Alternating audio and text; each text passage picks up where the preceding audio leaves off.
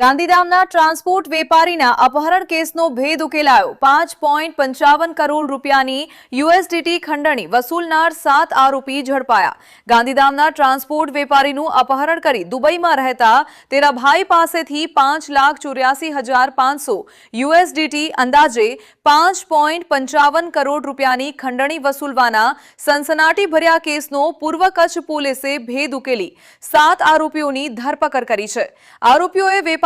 અપહરણ કરી સપનાનગરના મકાનમાં બાંધી મારપીટ કરી જાનથી મારી નાખવાની ધમકી આપી હતી અને વિડિયો કોલ દ્વારા ખંડણી પડાવી હતી। એલસીબી, એસઓજી, નેત્રમ શાખા અને એ ડિવિઝન પોલીસની 10 ટીમોએ સીસીટીવી તથા ટેકનિકલ સર્વેલન્સના આધારે કાર્યવાહી કરી આરોપીઓને ઝડપી પાડ્યા છે। મુખ્ય આરોપી જાવેદ સાયચા સહિત 3 આરોપીઓ હજુ ફરાર છે। પોલીસે 11 મોબાઈલ ફોન અને 9.68 લાખ રૂપિયા રોકડા કબજે કરી વધુ તપાસ હાથ ધરી છે। 21 જુલાઈના સવારના સમયમાં 12 વાગ્યાના આજુબાજુ ગાંધીધામ શહેરના જે આસોપાલવ માર્કેટ છે, માર્કેટ વિસ્તારમાં છે, ત્યાં 12 વાગ્યાના આજુબાજુ એક બનાવ બનેલ, જેમાં જે વ્યક્તિ છે, જે આ કેસમાં ભોગ બનનાર છે, જે ફરિયાદી દિલીપ મજેઠિયા, એ ત્યાં એમના જે ઓફિસ છે ત્યાં જવા માટે ગાડીથી ઉતરેલ અને જ્યારે ઉતરેલ ત્યારે સામે એક કારમાં એક વ્યક્તિ બેસેલ જેમનું નામ જાવેદ છે। એ એમને અવાજ પાડીને બોલાવેલ અને પછી એમને સાથે પોતાને ગાડીમાં બેસાવેલ અને જે એમનું જૂની મિત્રતા હતી અને ઓલરેડી બંને ઓળખતા હતા એ પ્રમાણે દિલીપ એમને સાથે ગાડીમાં બેસેલ અને પછી ગાડીમાં બેસ્યા પછી થોડા આગળ જાય અને આગળ જાય પછી બીજા 2 વ્યક્તિઓ સાથે ગાડીમાં જોડાયા છે। પછી જ્યારે બધા સાથે ગાડીમાં જોડાય તો દિલીપને જાવેદના ઘરે જઈને જાવેદના ઘરમાં દિલીપને દોરડાથી બાંધીને ગોંધી રાખે છે અને આ આખા બનાવ દરમિયાન પછી જાવેદ દ્વારા દિલીપના જે ભાઈ છે, જે દુબઈ રહે છે, એમને વિડીયો કોલથી કોન્ટેક્ટ કરવામાં આવેલ અને પછી એમને પાસેથી પૈસાની માંગણી કરવામાં આવેલ। જે આ પૈસાની માંગણી કરવામાં આવેલ, જેમાં જે જાવેદ છે, આ જાવેદ જે છે દિલીપ બાબતમાં, દિલીપના આખા પરિવાર બાબતમાં બધી વસ્તુ એમને પરિચયમાં અથવા તો જાણમાં હતી। એનું મેઇન કારણ હતું કે જે દિલીપ અને જાવેદના જે એક કોમન ફ્રેન્ડ છે, જેનું નામ છે હર્ષ સરદારપુરી, એ હર્ષ અને જે ભોગ બનનાર છે એ ઘણા ટાઈમથી મિત્રો છે અને ઓળખતા પણ હતા અને એ લોકોનો આપસમાં પૈસાનું વ્યવહાર પણ હતું અને એમાં જે દિલીપ છે એ હર્ષ પાસેથી ઘણી રકમ જે છે એમને માંગવાની પણ હતી, પેન્ડિંગ હતી। પછી જ્યારે જાવેદને ઘરે ત્યાં દિલીપને ગોંધી રાખે છે ત્યારે જે એમને ભાઈ સાથે દુબઈથી જે વિડીયો કોલિંગથી કોન્ટેક્ટ થાય ત્યારે એમને પાસેથી જે છે પૈસાની માંગણી કરવામાં આવે છે US ડોલરમાં અને જે પૈસાની માંગણી કરવામાં આવે એ પૈસા જે છે એમને અલગ અલગ ઇલેક્ટ્રોનિક ટ્રાન્ઝેક્શનથી એ પૈસા આપવામાં પણ આવે છે જાવેદને અને એ જ્યારે પૈસા આપવામાં આવે એના પછી દિલીપને જાવેદ દ્વારા એક ગાડીમાં ગાંધીધામના ઓસ્લો સર્કલ ત્યાં નજીકમાં એમને છોડી મૂકવામાં આવે છે।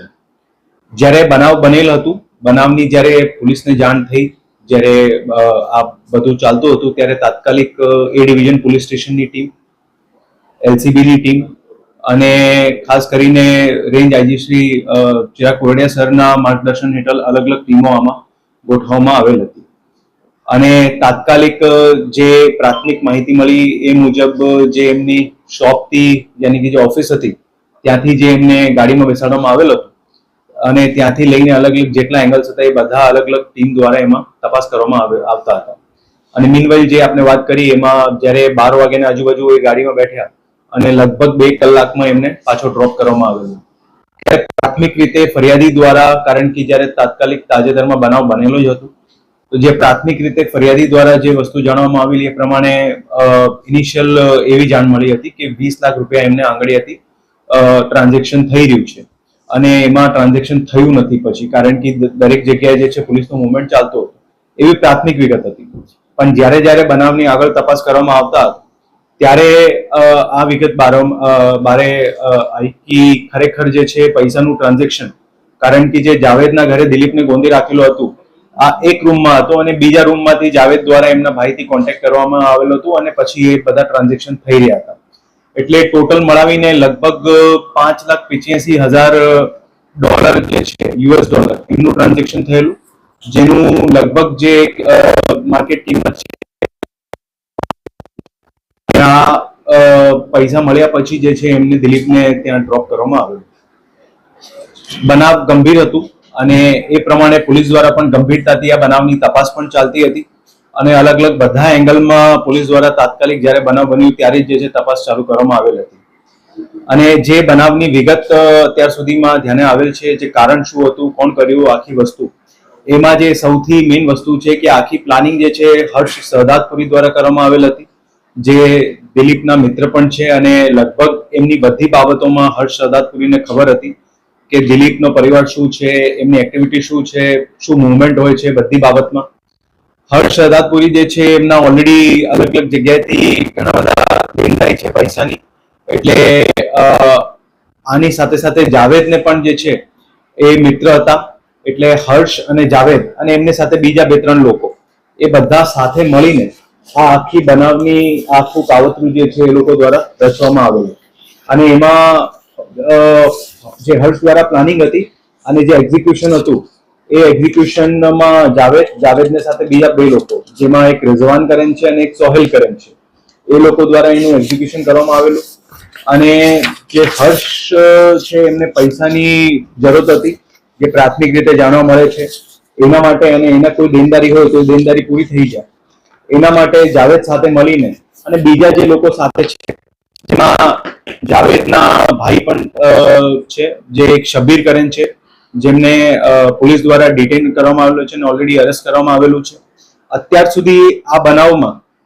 ટોટલ 7 લોકોને અરેસ્ટ કરવામાં આવેલા છે, જેમાં એક છે હર્ષ કિશોરભાઈ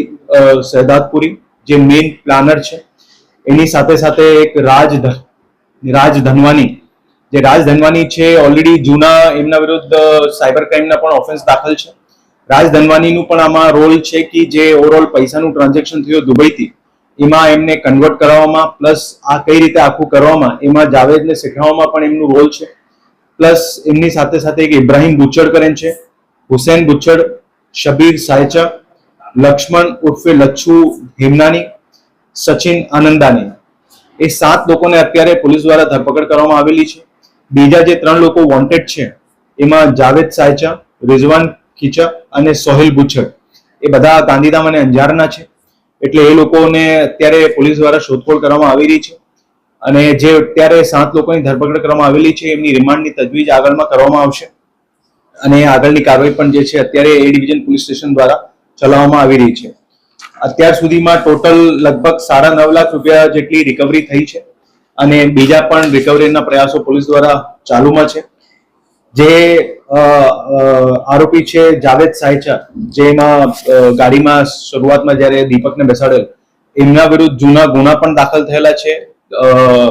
મિનરલ્સ એન્ડ માઇન્સ એક્ટના. અને પ્લસ એની સાથે સાથે જે બીજા આરોપી છે એમનો પણ ગુનાહિત ઇતિહાસ છે. જે ઓવરઓલ અત્યાર સુધીમાં પોલીસને વિગતો મળી છે એ પ્રમાણે જે તપાસ કરવામાં આવી રહી છે અને એની સાથે સાથે આગળમાં પણ જે લોકો અત્યારે પકડવાના બાકી છે એમની પણ તજવીજ ચાલુમાં છે. પ્લસ જે વિગતો આગળમાં ધ્યાને આવશે એ પ્રમાણે અલગ અલગ બધા એંગલમાં પોલીસ દ્વારા તપાસ કરવામાં આવશે.